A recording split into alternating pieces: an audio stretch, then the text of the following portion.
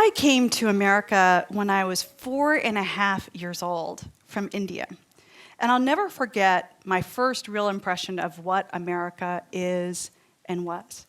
It was me holding on to my mother's sari as we walked through the grocery store. And I had this look as I stared at the fruit, because it wasn't like this tiny little table of fruit. It was an entire place, almost as big as this space we're in today, full of fresh fruit. And then we went to the next aisle, and there was like an entire thing of Kleenex. I'd never seen anything quite like it. But it was the jams and jellies place that really just knocked me for a loop. Because I remember standing there, and it was like orange and purple and red and all these beautiful packages and beautiful ribbons. And I remember thinking that America, it was the land of abundance. Everything was here.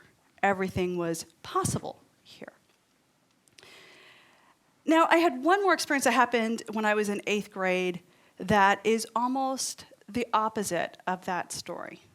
So I went to, you're going to know my age as soon as I tell you the story. So I went to middle school at the same time as the Iran hostage situation. Any of you guys remember that scene? Yeah. So for about 400 days of American history, we watched almost every night this story of 52 Americans being held in Iran and us feeling powerless and incapable of getting them back. And I remember, because I associated more with America than anything, feeling like, why would they take our people? Why would they want to hurt us? As I'm going to middle school, my closest friend had moved across town. And I wanted to, of course, keep going to school with her, and so I took this bus to school far, far away. And on this bus came high schoolers, and we saw each other for the course of almost a year. So we kind of knew each other, other than, they were in high school and I was in middle school, and we don't talk. One day, as I'm about to get on this bus, 3 kids come, and they push me, till I'm down on the ground. And I put my hands up, and they beat me up until I stopped moving. And they kind of wandered away, and I remember thinking, am I safe right now? Can I get up? And I wasn't really hurt in the sense of anything being broken. But I was hurt in my understanding of what is America. Because at that very moment, they had said I wasn't. They had found a way to make me a them. Because I didn't look like them. Because I looked more like the people they were watching on television every night, and someone that they thought maybe was a threat to them. And as I walked home and, more scruffed and scraped and all that, I was just in this state of confusion about what is America? What does it mean to be American? And I started really realizing that there are times that America does do a thing of us versus them. And I could have easily thought about myself back as, well then, I won't accept you. I could have made them the them. And there would have been more of a divide between us in that process. But I remember the jam story. And I didn't think that's the country that I love so much would have this kind of division.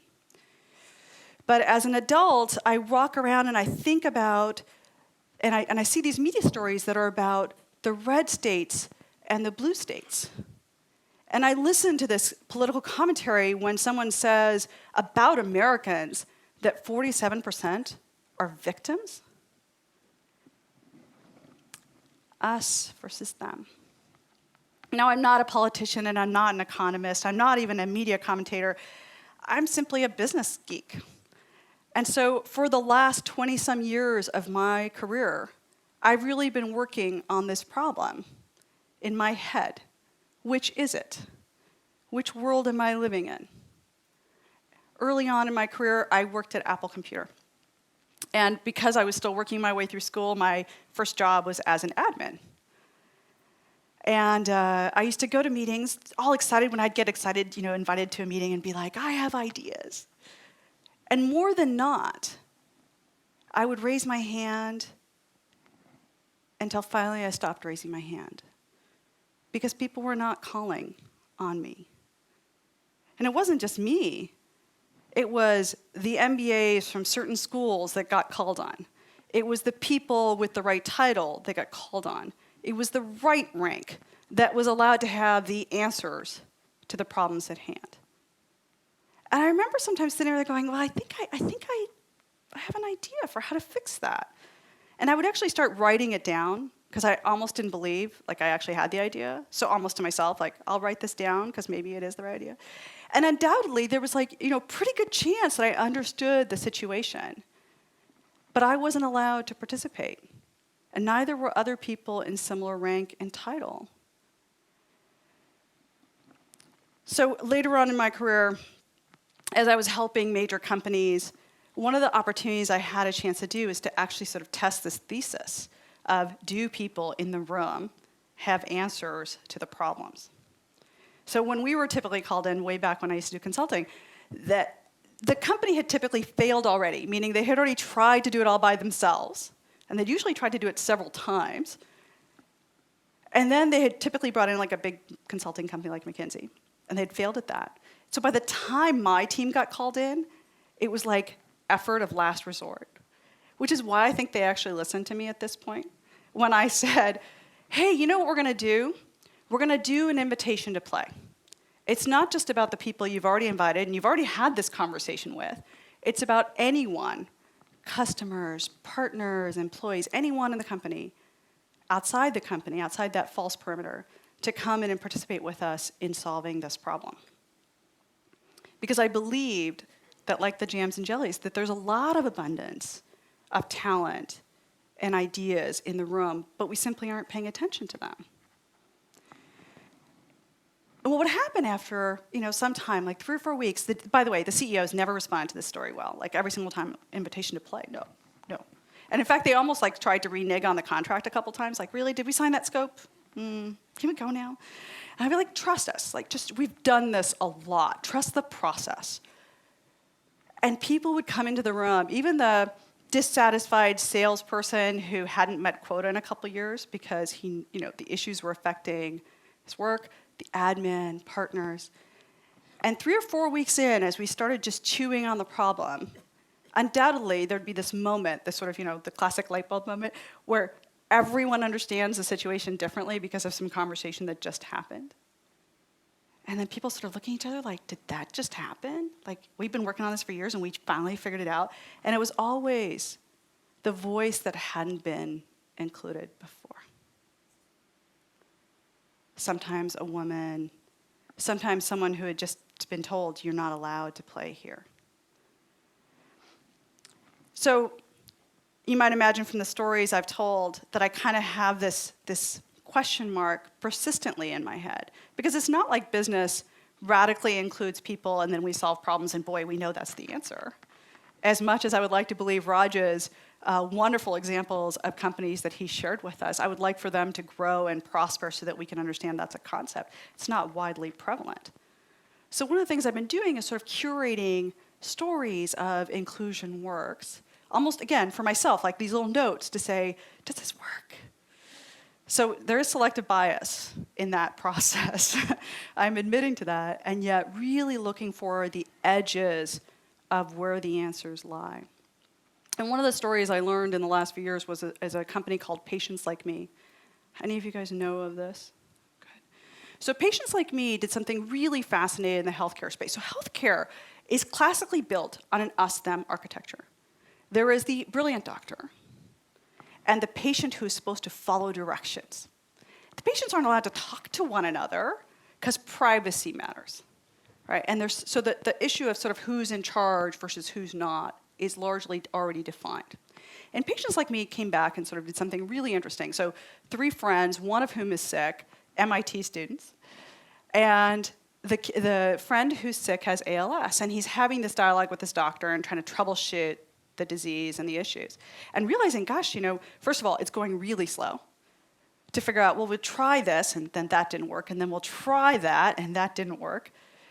Really, really slow. So what patients like me just said is, why don't we talk amongst one another, and people who want to share can share. And what happened is that the rate of innovation started to really change, because doctors suddenly had access to a bunch of people who could self-classify, I'm at this stage of a disease, and trying this treatment, and here's what's working, and here's what's not. And in the process of creating this website, they did something else. They created a sense of community. The relationship of the patient to the doctor changes where both are in power. The relationship of the patients to one another as a community of shared purpose. And every part of the system changes in terms of speed of solutions, in terms of caring for one another, in terms of every single participant in the system believing that they had a role to play in the value creation of the shared commons. And I just finished writing a book, which Betsy alluded to, where I share a bunch more case studies around that. And the fundamental truth is that anyone can participate in value creation. And this us-them architecture that was so classic in healthcare, patients like me just did a little interesting pivot on it. Instead of saying, if you're not like me, if you're not like us, you must be them. What they actually said is this: if you're not against us, you're with us. And all of a sudden, it starts to pivot. What side of the table is everyone on? In the last election, we had 57% people voting, and that was a pretty high turnout for the United States. I'd like to believe that we can solve the problems ahead of us, from the way in which we feel we belong to this government to solving the kinds of issues that you've heard about today on this stage. Because there's commonality in the things we're trying to address. We want to educate our children. We want great health care for our people. We want our businesses to have that sense of real commitment and care to our customers. We want to be able to be advocates for them. Those are things we have more in common than apart. Frameworks, though, can limit our mindset. They can limit what we allow in and what we keep out. And each of us, to some degree, wouldn't you admit, kind of does this thing of us versus them. It can be the person who's less wealthy than us, that maybe is homeless and we walk past and we're uncomfortable. It's them. It can be someone whose opinion we don't like, and so we'd much rather disregard it. It can be a magician on stage that seems like he's just doing a trick on us. And we sit there and go, not that. But it's in the inquiry of, what could it be for us? What could that look like if I included a Venn diagram that was bigger than the one I once thought was possible? So when I think about what is reimagining America, I think about that moment of being a kid in the grocery store, of really believing in America that has boundless opportunity.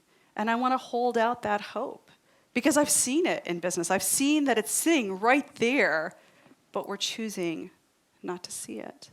We're choosing not to see one another. We're choosing not to see the women in our economy who can contribute equally to the boardroom and to Congress, and yet are represented in numbers like 16%. We're limiting what we believe is possible. And that's what I'd like to open up for all of us, because I think that's the place where America will thrive. Thank you.